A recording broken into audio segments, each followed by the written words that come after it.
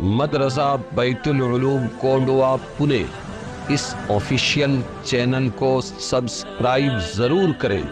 یاد رکھیے، اس سے کسی ایک شخص کو نہیں، پورے مدرسے کو فائدہ ہوگا اور آپ کو اجر عظیم ملے گا۔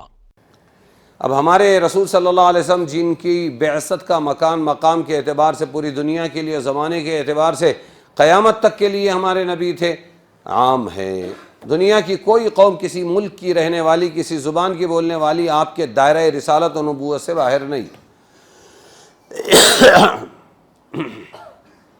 اور قیامت تک جتنی قومیں اور زبانیں نئی پیدا ہوں گی، وہ بھی سب کی سب رسول کریم صلی اللہ علیہ وسلم کی امت دعوت میں داخل ہوں گی، جیسا کہ قرآن میں ہے، یا ایھا الناس انی رسول اللہ الیکم جمیعا، اے لوگو بے شک میں رسول بنا کر بھیجا گیا ہوں تم تمام کی طرف۔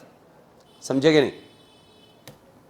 تمام اقوام بنی آدم کی طرف مبعوث فرمایا ہے رسول اللہ صلی اللہ علیہ وسلم، ان کی طرف بھی جو آج اسلام کو مٹانا چاہتے ہیں ہمارے ملک میں، کال کی اوتار۔ ان کی کتابوں میں کیا لکھا ہوا ہے؟ ان کا نبی آخر الزماں کے بارے میں کیا لکھا ہے؟ کال کی اوتار۔ وہ بہت شدت سے ایسا انتظار کر رہے ہیں جیسا کہ یہود و نصارہ کسی زمانے میں نبی آخر الزماں کا انتظار کرتے تھے، اور وہ ساری شرطیں کال کی اوتار کی محمد رسول اللہ میں موجود ہیں۔ سمجھ میں آیا نہیں آیا؟ ہاں، سب کے نبی ہیں۔ اللہ تعالیٰ نے اس عالم میں انسانی آبادی کو حضرت آدم علیہ السلام سے شروع کیا۔ کس سے شروع کیا؟ تو اسلام 1400 سال پہلے کا نہیں ہے، عرب سے نہیں آیا۔ اسلام ابتدائے دنیا سے ہے، ابتدائے دنیا سے آدم سے ہے، اور ہندوستان سے عربستان گیا۔ کہاں سے کہاں گیا؟ یاد رکھنا یہ باتیں، ہاں نہیں بولے گا کوئی۔ بول بول کے دشا بھول کر دی، ہمارے بھی ایسے بولنے لگ گئے، نکل کے آنا پڑے گا۔ سری لنکا ہندوستان میں تھا، برما ہندوستان میں تھا، افغانستان ہندوستان میں تھا۔ سمجھ میں آیا؟ اور سری لنکا میں آدم کو اتارا توبہ کے واسطے، اور وہاں سے پیدل چلا کے عرفات پہنچایا، اور ادھر حوا کمزور تھی تو جدہ میں اتارا۔ کہاں اتارا؟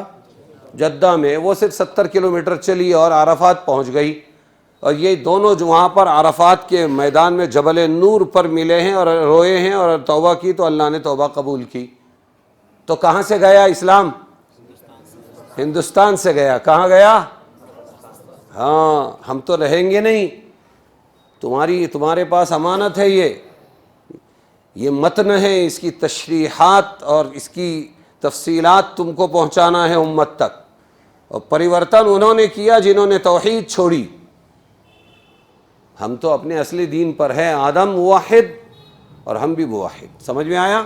پھر اس کے بعد اب دوسرے نبی، ان کا کام تو نسل بڑھاؤ نسل بڑھاؤ نسل بڑھاؤ، تو آدم سے وہ کام لیا، وہ بھی اپنی جگہ کے نبی۔ اور بعد میں شریعتیں نازل ہوئی تو اللہ تعالیٰ نے سب کو دوسرے کام دیے کہ اب اس امت کی ہدایت کے کام کرو۔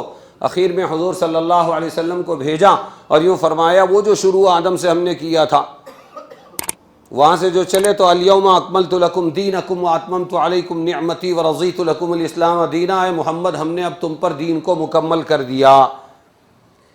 لیکن بیچ میں جتنے انبیاء 1,24,000 آئے، جتنا دین ان کے پاس آیا وہ بھی اس وقت کے اعتبار سے مکمل تھا۔